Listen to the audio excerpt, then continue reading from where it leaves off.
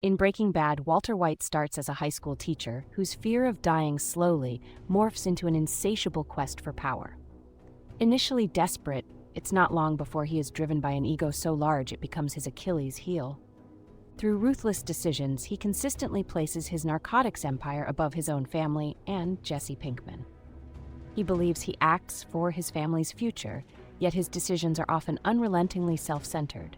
This relentless need for acknowledgement leads to catastrophic choices, isolating Walter from everyone he loves.